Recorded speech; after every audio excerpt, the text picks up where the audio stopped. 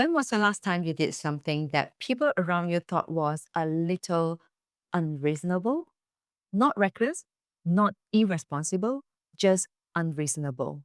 Something that didn't fit the script that everyone else wrote for your life, like going back to study at 48, starting a business at 52, saying, I want more when the world is telling you, you should be grateful for what you have. Hi, I'm Alice, and I'm the founder of Prime Midlife. Because being unreasonable in midlife is one of the most courageous, intelligent, and scientifically supported things you can do. And your actual physical brain is designed for exactly this. So, first, let's clear something out.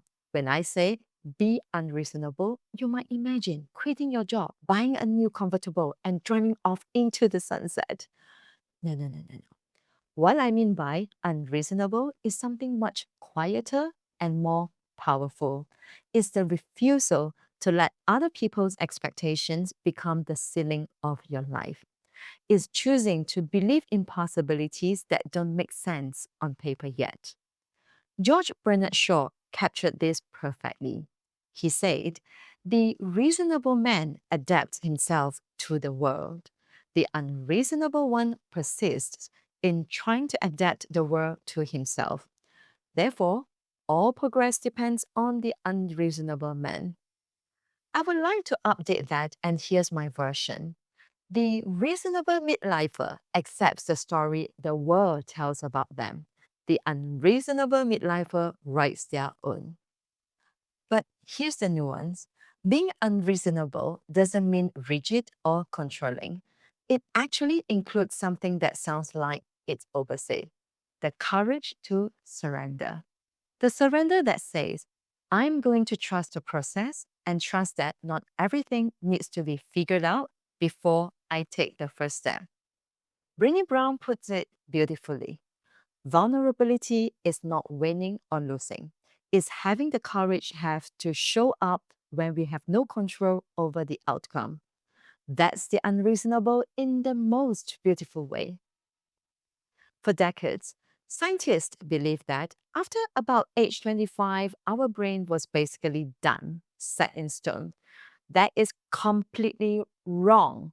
Our brain has something called neuroplasticity, the ability to rewire itself, form new connections, and change its own structure at any age.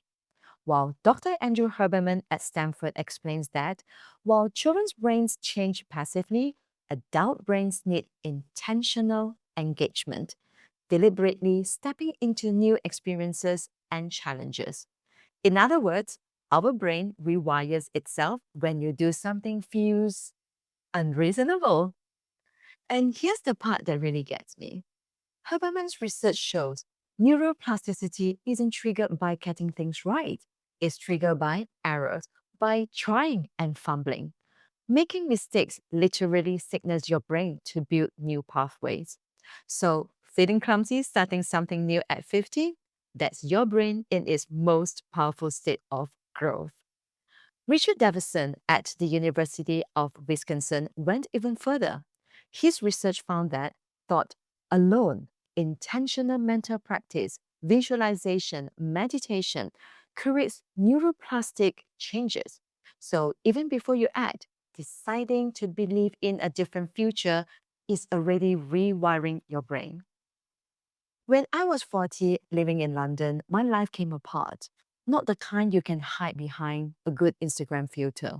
Job losses, divorce, health scares, all of it out in the open. And honestly, the easiest thing to do would have been just to accept it, to tell myself, okay, fine, that is my life now, and just stay small and survive. But I did something different. I surrendered. I told myself, I don't need to control everything. I trust myself. I trust life. And I practice it every day. And then I chose to believe again in people, in love, in the possibility that my story wasn't over. After that much heartbreak, choosing belief over bitterness was the most unreasonable thing I would ever done. But looking back, that was the moment everything changed. Not because circumstances got better, but because I changed. my brain started building new pathways toward hope instead of self protection. And that's when Prime Midlife was born. Now, let me share three beautifully unreasonable acts that you can take today to shift your midlife. And the good thing is, none of them require you to blow up your life. Act number one, choose curiosity over certainty. In midlife, we become experts at our own lives. We know what we like, what works, and that expertise feels like safety. But your brain builds new pathways through novelty, not repetition. Marie Forleo says everything is figure outable. And that's the energy I'm talking about. Not having all the answers, but having the curiosity to figure it out as you go. Become a beginner again. Take a class in something you know nothing about. Let yourself be delightfully bad at something new. Act number two, be grateful and hungry. That is where so many of us get stuck, especially here in Asian culture, but honestly, everywhere. Gratitude and desire are not opposites, they are partners. You can love your family and want a career that lights you up. You can appreciate your health and want to feel truly alive. Brené Brown calls it foreboding joy.